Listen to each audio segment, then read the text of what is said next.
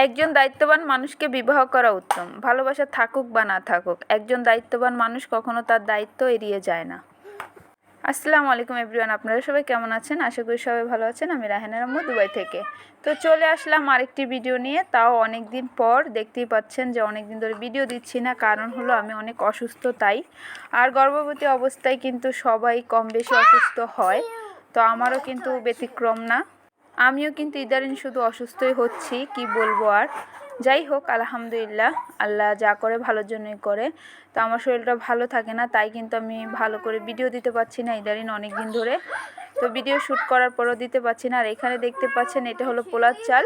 তো 5 কিলোর পোলার চাল নিয়ে আসছে, এটা ঘি রাইস। তো দেখতেই পাচ্ছেন, তো পোলার চাল নিয়ে এসেছে 5 কেজি। আর এখানে আদা রসুন নিয়ে এসেছে গরম মশলা, আর একদম ফ্রেশ গরুর মাংস নিয়ে এসেছে। তো এটা এনেছে রোলা থেকে। রোলাতে তাজা তাজা গরুর মাংস পাওয়া যায়। আজকে যেহেতু বৃহস্পতিবার, তো মাংসটা খুবই ভালো। রাত্রে নিয়ে এসেছে, তো আমি মাংসটা ইনশাল্লাহ রান্না করব, আর সবাই মিলে একসাথে খাবো ইনশাল্লাহ। তো এই তো দেখতেই পাচ্ছেন মাংসটার কালার যে কতটা সুন্দর, একদম তাজা দেশি গরুর মাংস। আপনারা যদি দেশি গরুর মাংসের ফ্লেভার পেতে চান, অবশ্যই রোলার থেকে বৃহস্পতিবার দিন গরু জবাই করে নিয়ে আসবেন।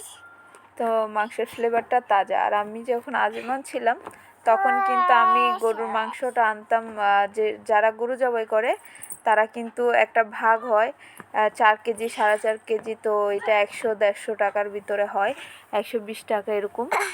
তো এই ভাগের মাংসগুলো নিতাম। আর দেখুন এখানে অনেকগুলো সামান নিয়ে এসেছে, আর পোলার চালটা এনেছে 5 কেজি। তো পোলাও রান্না করবো ইনশাল্লাহ। তো এখন দেখি আপনাদের সাথে অন্য কিছু শেয়ার করি। আর এই তো দেখতেই পাচ্ছেন সবগুলো সামান সুন্দর করে এখন আমি গুছিয়ে নিব। আর ওর বাবা এখন ওদের করাবে নাস্তা, তো আমি আপনাদের সাথে একটু শেয়ার করলাম কি নাস্তা করাচ্ছে। আর আমার শরীরটা আসলে অনেক খারাপ, তো ওর বাবা 3 জনকে কিন্তু নাস্তা করাচ্ছে। তো আমি আর কি ওনাদের ফাঁকে ফাঁকে ফাঁকে ফাঁকে সবগুলা কাজ করে দিচ্ছি। তো মাংসটা কিন্তু আমি রান্না করব কিছুক্ষণ পর। তো আব্বু বিকালবেলা ওদের অনেক খাবার দাবার খাইয়ে দিচ্ছে। তো এটা বিশেষ করে আরবি দেশের খবুজ, আরবি খবুজ, মানে আরব দেশে যেটা খবুজ বলে সেটা। তো এটা ওর আব্বু ওদের খাইয়ে দিচ্ছে 3 ভাই বোনকে, কারণ আমার শরীরটা ভালো না, তো ভালো করে খায়নি। তো আমি বলছি, বলার পরে উনি বললো যে তুমি খবুজ নিয়ে আসো, ক্যাচাপ নিয়ে আসো, আমি নাস্তা করাই বাচ্চাদের। তো যাই হোক, তো আমাকে বললো জিনিসগুলো দিতে, আর দিতে বললো কুকিং ক্রিম, তো আমি দিয়ে দিলাম। তো উনি নাস্তা করাচ্ছে, তো আপনাদের সাথে একটু এই মুহূর্তটা শেয়ার করলাম। তো আব্বু বলতেছে যে আমার চেহারা দেখিও না, তো এই জন্য কিন্তু আমি চেহারাটা ঢেকে রেখেছি। তো দেখতেই পাচ্ছেন। আর আয়েশা, রাহিম, রায়হান অনেক এনজয় করে খাচ্ছে ওর বাবার সাথে। তো আমার থেকে ভালো লাগলো, তাই মুহূর্তটা আমি ভিডিও করে রাখলাম। এই তো সুন্দর করে কিন্তু ওরা খাচ্ছে, এটাতে কিন্তু আমি অনেক খুশি। আলহামদুলিল্লাহ, বাচ্চারা খাওয়া দাওয়া করলে ঠিক মতো ভালো লাগে। আর আমার শরীরটা অনেক খারাপ লাগছিল, তাই কিন্তু আমি কিছু করিনি, খাওয়াইনি ওদের, পাচ্ছিলাম না। এবং তো এইগুলো আর কি আমার চলে। তো স্বামী জিনিসটা আসলে অনেক ইম্পর্টেন্ট লাইফে। আর স্বামী যদি ভালো হয় তাহলে জীবনটা অনেক সুন্দরভাবে মানে আমরা পার করতে পারি, তাই না? তো এই জন্যই বললাম যে একজন দায়িত্ববান মানুষকে বিবাহ করা উত্তম। ভালোবাসা থাকুক বা না থাকুক, একজন দায়িত্ববান মানুষ কখনো দায়িত্ব এড়িয়ে যায় না। যেমন আমি অসুস্থ, সে কিন্তু তার দায়িত্বটা পালন করতেছে, তার বাচ্চাদের খাওয়াচ্ছে। তো আসলে কি ভালোবাসা তো অবশ্যই থাকে, তার সাথে কি দায়িত্বও আছে। দায়িত্ববোধটা যাদের থাকে তাদের তো ভালোবাসা অবশ্যই থাকে, তাই না? তো আমি চলে আসলাম কিচেনে রান্না করার জন্য। তার মাংসটা ধুয়ে নিয়ে সুন্দর করে পাতিল নিয়ে নিয়েছি, সব কিছু প্রিপারেশন করে নিয়েছি। আর মাংসটা দেখুন কত সুন্দর করে আমি ওয়াশ করে নিয়েছি, আর মাংসটা কত সুন্দর, তো আপনাদের সাথে শেয়ার করছি একটু। আর মাংসটা কিন্তু ধোয়ার কারণে রক্তগুলো চলে যাওয়ার কারণে কিন্তু সাদা লাগছে, কিন্তু মাংসটা খুবই সুন্দর হয়েছে খেতে। তো এই তো দেখুন আমি কিন্তু এখন বয়স দিচ্ছি, তো আমি এটাকে সুন্দর করে হাতে মেখে নিচ্ছি।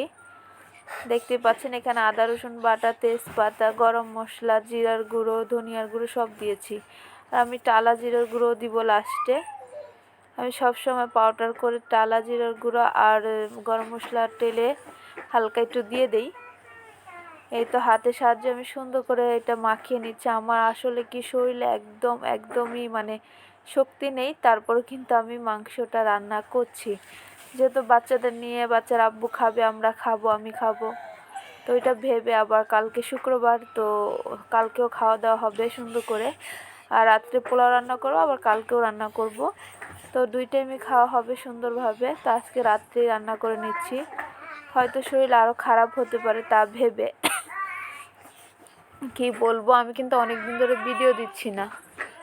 আর যারা আমার ভিডিওটা দেখছেন প্লিজ একটি লাইক করে দিবেন, আর যদি নতুন হয়ে থাকেন আমার চ্যানেলটি সাবস্ক্রাইব করে দিবেন।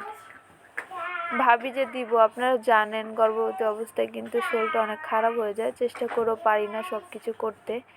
ইনশাল্লাহ চ্যানেল যেহেতু আছে অবশ্যই আগে পরে দিব, যখন ভালো লাগবে দিব, আর যখন পারবো না তখন অবশ্যই ক্ষমার দৃষ্টিতে দেখবেন। দেখুন মাংসটা সুন্দর করে কষিয়ে নিয়েছি, এখন আলু দিয়ে দিব। তো আমি পুরো রেসিপিটা আপনাদের সাথে শেয়ার করলাম না, তো মোটামুটি দেখিয়ে দিচ্ছি আপনাদের। এখানে জিরা টেলে নিয়েছি, আর গরম মশলা শুধু ভাঙানো আছে, শুধু টেলে নিব। এই তো, আর এই তো পোলার চাল ধুয়ে নিয়েছি, পোলাও রান্না করব। তো আজকে রাত্রের হিসাবে কিন্তু আমি পোলার চাল ধুয়ে নিয়েছি। আর এই তো রান্না বাড়া শেষ, দেখুন ওরা খেতে বসে গেছে। তো আজকের মতো বিদায় নিয়ে নেই, সবাই ভালো